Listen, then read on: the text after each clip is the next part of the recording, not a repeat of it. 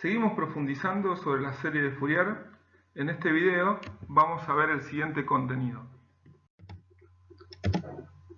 Vamos a ver las condiciones de Dirichlet, entender qué pasa con la convergencia en las discontinuidades de salto, analizar el fenómeno de Gibbs y ver las aproximaciones de las funciones periódicas mediante una serie de Fourier y cuál es su error cuadrático medio. Avancemos. Después de todo lo que vimos y trabajamos con la serie de Fourier, surge la siguiente pregunta. ¿Cualquier función periódica puede desarrollarse en serie de Fourier? Esto lo estudió un matemático llamado Dirichlet, un matemático alemán que definió lo siguiente. Si una función cumple con las siguientes tres condiciones, entonces se puede desarrollar en serie de Fourier. La primera condición es que la integral de dicha función en un periodo sea finita. La segunda condición es que en un periodo tenga un número finito de máximos y mínimos. Y la tercera condición es que tenga un número finito de discontinuidades en un periodo. Lo que dice Dirichlet entonces es que si una función cumple con estas tres condiciones, entonces es posible asegurar que se puede desarrollar en serie de Fourier.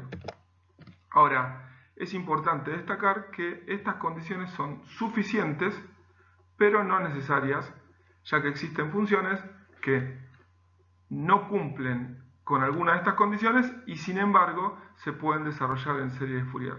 Afortunadamente, todas las funciones que nosotros vamos a utilizar en ingeniería, ya sea de sonidos, de vibraciones, de señales eléctricas, se pueden desarrollar con serie de Fourier sin ningún problema. O sea, las señales que vamos a utilizar en nuestra profesión se pueden desarrollar en serie de Fourier, siempre y cuando sean periódicas, ¿no?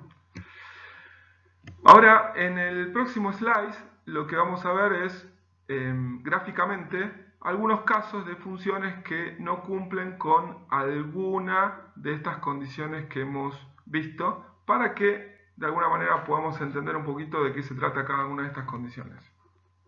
Pasemos a la siguiente.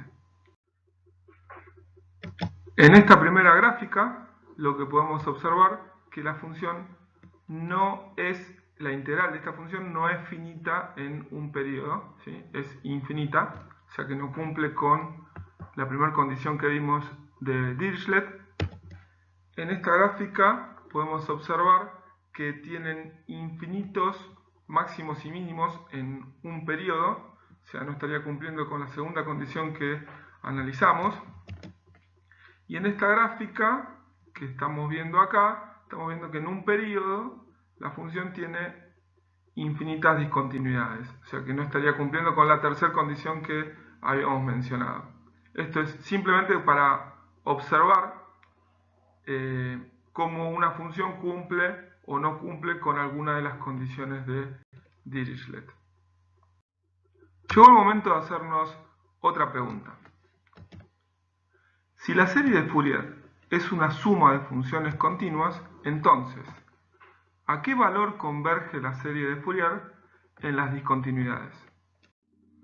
Como vemos en la figura, en los puntos de discontinuidad, la serie de Fourier converge a la semisuma de los límites laterales. Quiere decir que si yo vengo por izquierda, en este límite vengo por izquierda y en este límite vengo por derecha, la semisuma de esos límites me van a definir el valor donde converge la serie de Fourier. Avancemos. Avanzamos con otra pregunta. ¿Existe algún problema de convergencia de la serie de Fourier cuando aumentamos la cantidad de términos? La respuesta es sí.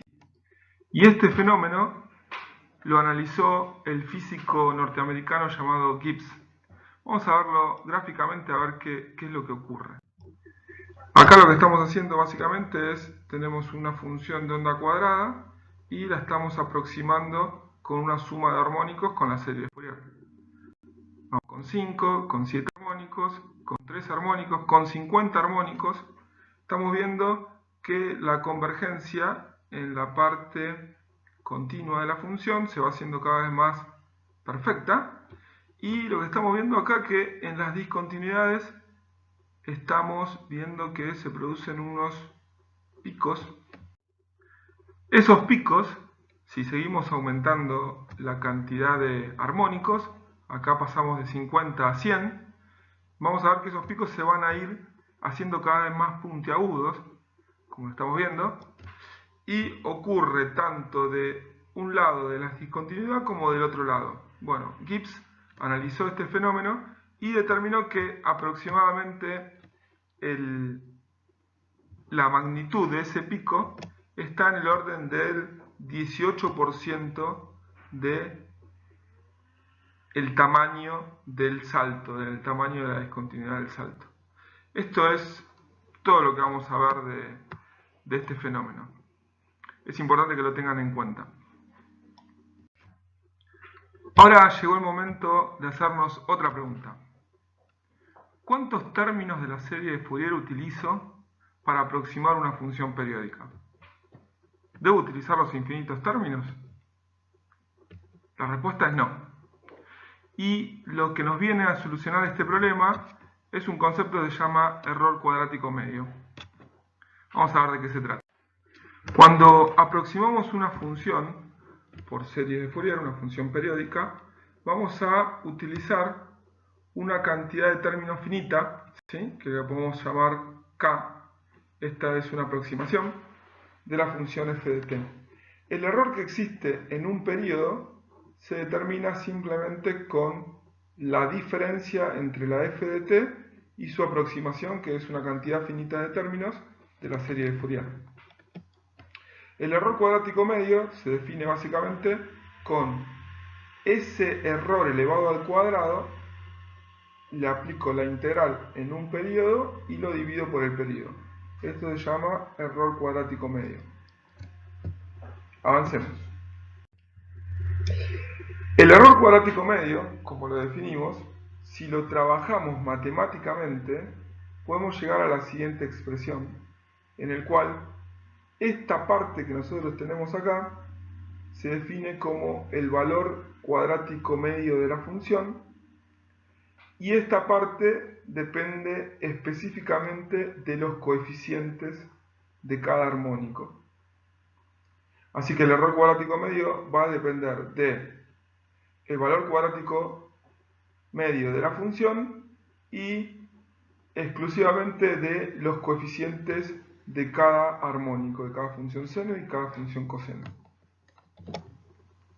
Entonces, lo que se puede hacer ahora es definir un error cuadrático medio. Por ejemplo, definimos un error de un 3%, y eso nos va a ayudar a determinar la cantidad de términos k que vamos a necesitar para llegar a entender ese error del 3%, ¿sí? Así que entonces el error cuadrático medio nos va a ayudar a determinar la cantidad de términos de esta manera.